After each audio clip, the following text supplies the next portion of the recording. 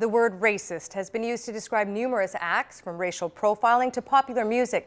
But is it the right word to characterize a complicated issue? Joining us now to help answer that in Boston, Massachusetts, Lawrence Blum, Distinguished Professor of Liberal Arts and Education and Professor of Philosophy at the University of Massachusetts, Boston. And with us here in our studio, Rinaldo Walcott, Professor in the Department of Humanities, Social Sciences and Social Justice Education at OISE, the Ontario Institute for Studies in Education. Welcome to you both.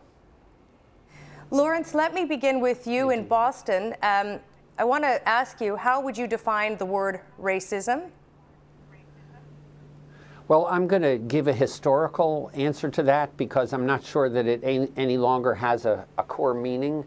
So historically, the word racism wasn't really used till the 20th century, and if I'm not mistaken, it first got its use as a reference to Nazi ideology in the 1930s. So it was used to name a set of beliefs that said that some races were superior to others, and for several decades it was used to mean basically a belief system. Then it kind of broadened out. There was this famous commission in 1968 in the wake of there were various urban uprisings in several large American cities in the 1960s, and there was this Kerner Commission to analyze these uprisings, and they found a kind of structure of basically of white dominance, and they called this white racism. So their racism was used to refer to something like a structure that was kept in place by a set of prejudices. So that's obviously a much broader use than just a set of ideas. But I think in the present, it's now used to mean anything that the speaker thinks is bad that has to do with race. So it's come close to becoming somewhat meaningless. So for example, some people think that if you refer to somebody's race, that's racist. Like you say, oh, I'd like to see Joe. Oh, he's that black guy over there. Oh my God, you said that black guy. And they think that it's racist to do that. So I guess I don't know if there is definitely a core meaning. I like this more systemic one from the Kerner Commission, but I also feel like it might do us some good to sort of put it aside for a while and try to say in a more precise way what we think is wrong with racial profiling or with the words of, popular songs that, seem offensive to some people, and kind of keep the word racism to the side. Rinaldo, do you agree with that? How would you define the word? I have some significant disagreements with what Lawrence just said. So, of course, I will define the word by thinking about the ways in which white supremacy has come to categorize and type people. So white supremacy gives us a set of racial logics, a way of saying that brown people are one kind of people, black people are another kind of people, Aboriginal people or indigenous people are another kind of people, and that's all held together through both individual practices and collective institutional practices. So for me, racism is not merely about the ways in which one individual might relate to another, but it's about the kind of structure that organizes global life, where white supremacy or white people are seen to be at the pinnacle of that and everyone else falls in below that. But is there, as Lawrence suggests, there isn't a way to say, well, that is obviously racist and something else obviously is not? Well, actually, I do think that there is a way to say that something is obviously racist and something else is not. The term racism is a term of analysis.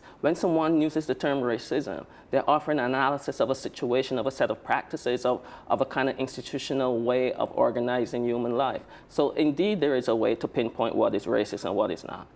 Lawrence, when someone calls someone else a racist, the recipient, quickly gets their back up. What is it that sparks such moral outrage about being called a racist? Well, I mean, in a way, Rinaldo explained why. Because if it is a structure of white supremacy, that's like a really bad thing. And if you tell somebody that they're part of that structure, then they're going to feel like they've been accused of something. So I think the word does carry a lot of it carries a lot of moral weight because of that history. But my worry is that even though you've got the structure that Rinaldo describes, which I basically agree with him about, whether the word racism is able to carry the kind of weight that Rinaldo wants it to, that's what I'm less sure about. I'm sort of worried that people just think, oh my God, I don't want to be called a racist.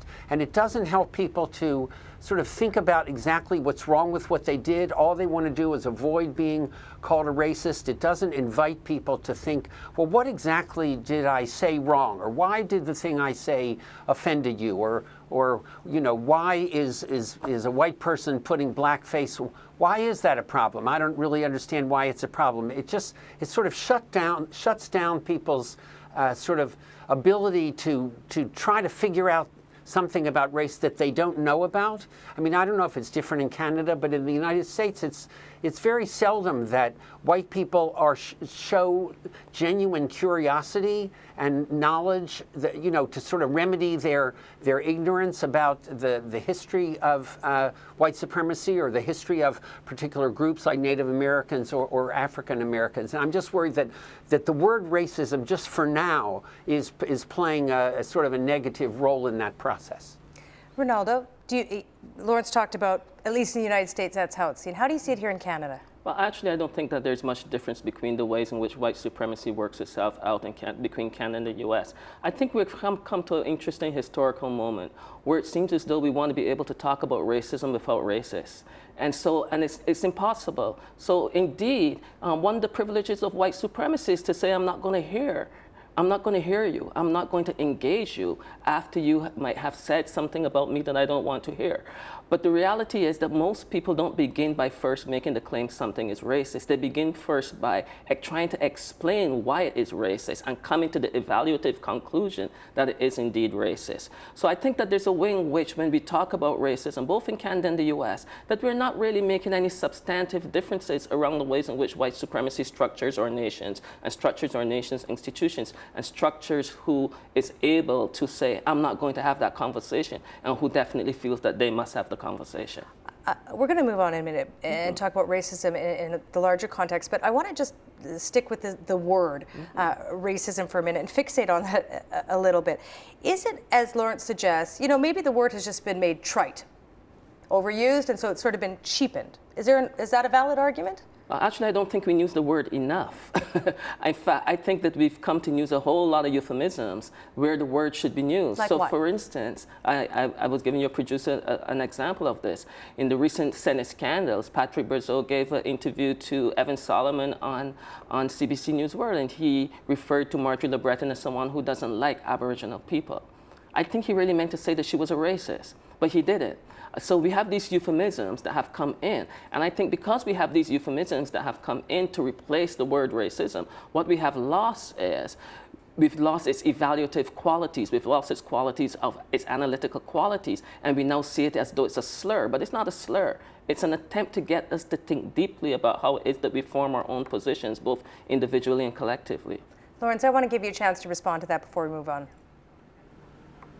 So I agree that the word can be used in a way that it has some genuine content that helps you analyze the situation.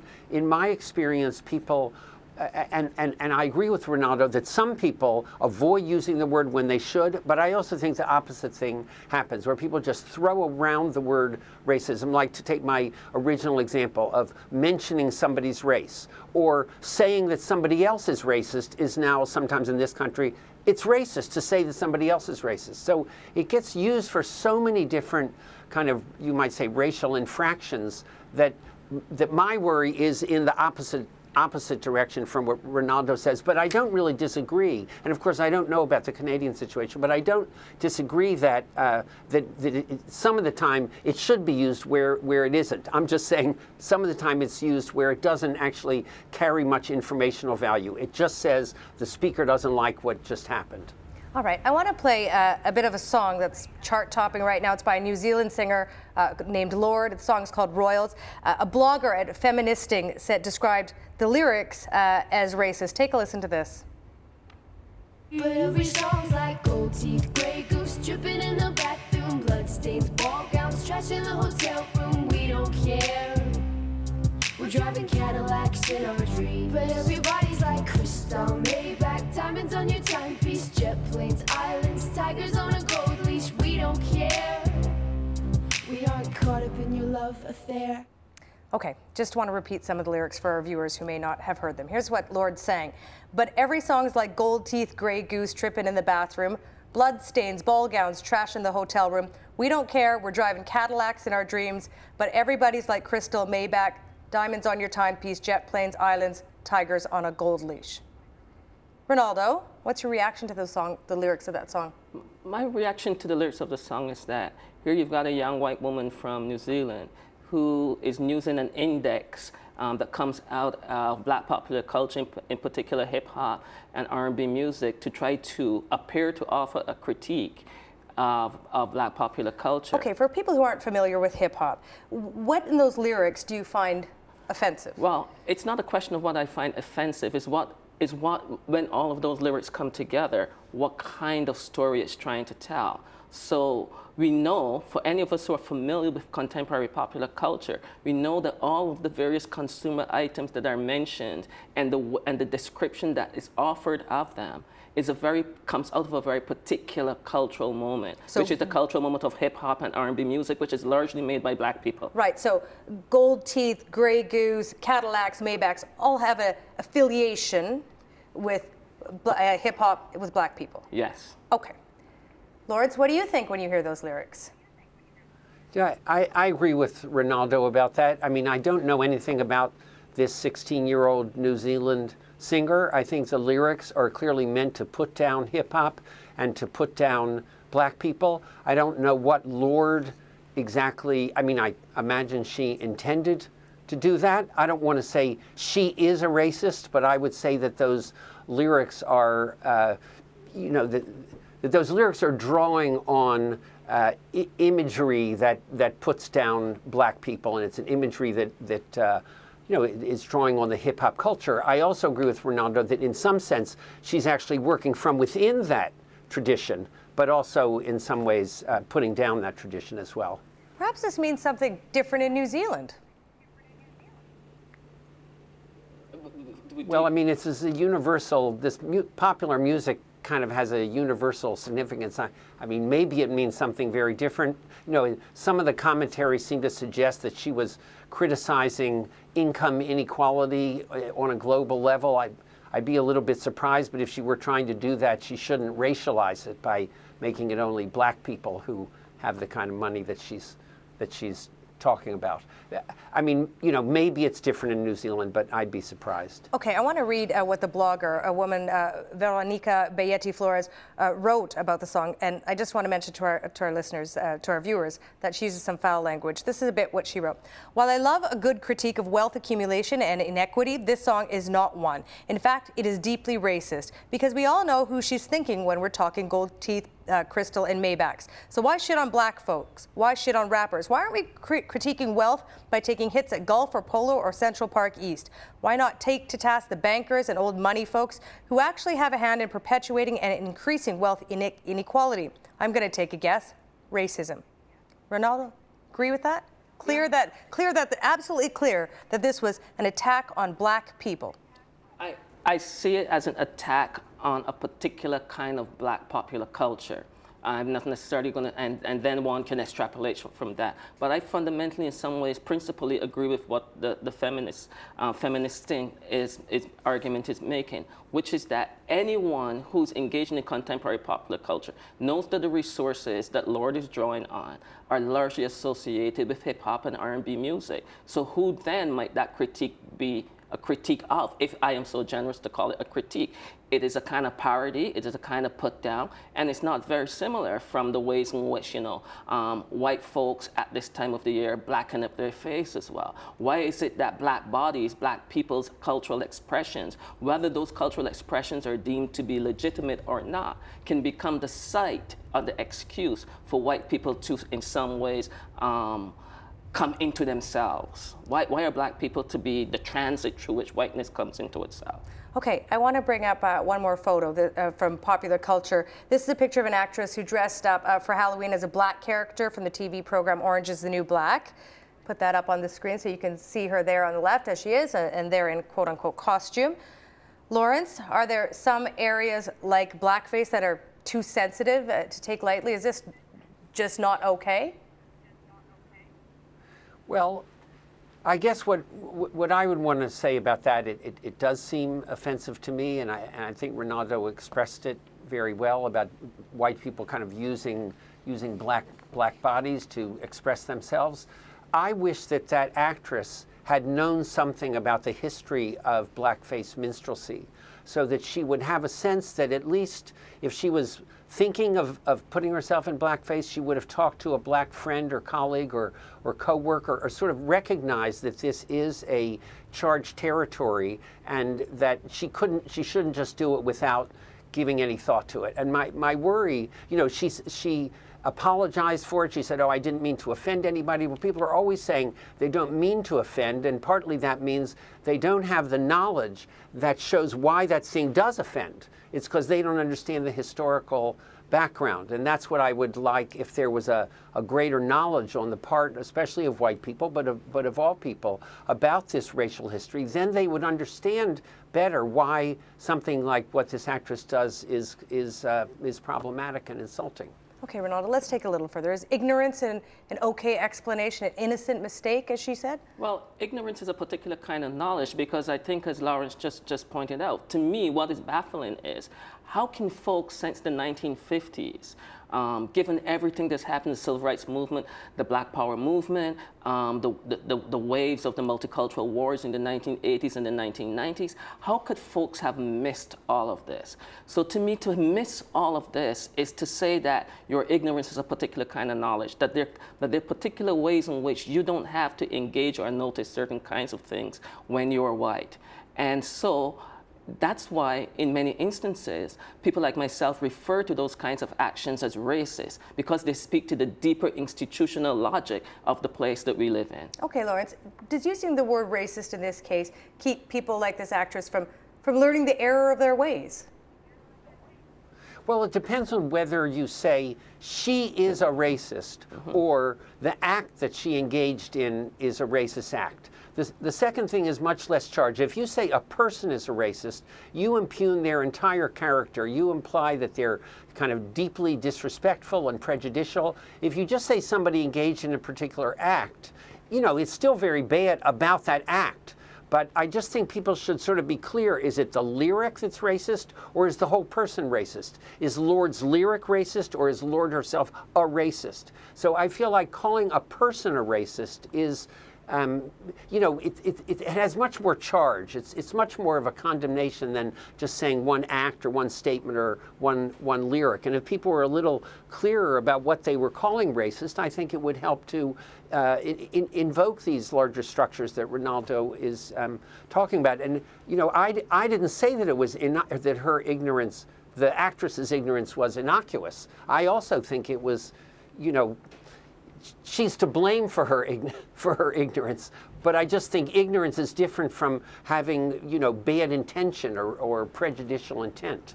You're both educators, and this is such, as we've talked about, such charged territory and really personal in so many ways. Lawrence, let me start with you. How do you teach your students about race?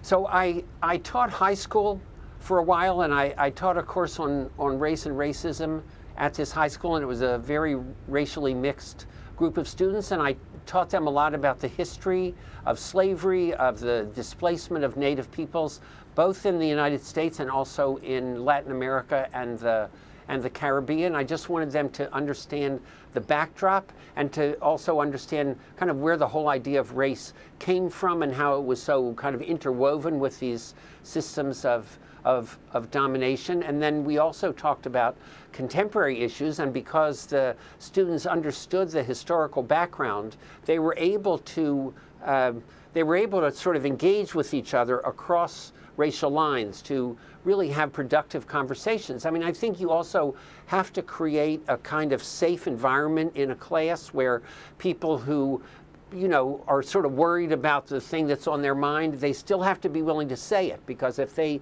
shut themselves down, then nobody really learns anything. So it's a kind of delicate balancing act, because some of the stuff that people put out there might be offensive, but then because if it's an ongoing classroom, then you have relationships with the students and you can help students, both the student who says it and the student who's offended, to sort of get past that because the connections that they've forged with each other inside the class. So, I mean, I think it's very challenging to teach about race, but it's absolutely essential to do it so that you don't just reproduce this ignorance that the white actress is an example of. Okay, we're going to lose our satellite feed to you, Lawrence, in just a couple of minutes. So, Rinaldo, I just want to end this by asking, we won't see racism disappear in our lifetime, but are we making progress?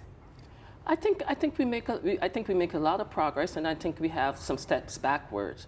And so that's why, I mean, I really like the way in which Lawrence just talked about how he teaches, because I teach that way too, but except with one fundamental difference, which is that I don't believe that we can have a safe space in the classroom. So I create a space where students can, including myself as the professor, contest what each other think we know and what we don't know and why we don't know it. Because it's kind of getting at why we don't know something that actually helps us to really perpetuate change for the positive.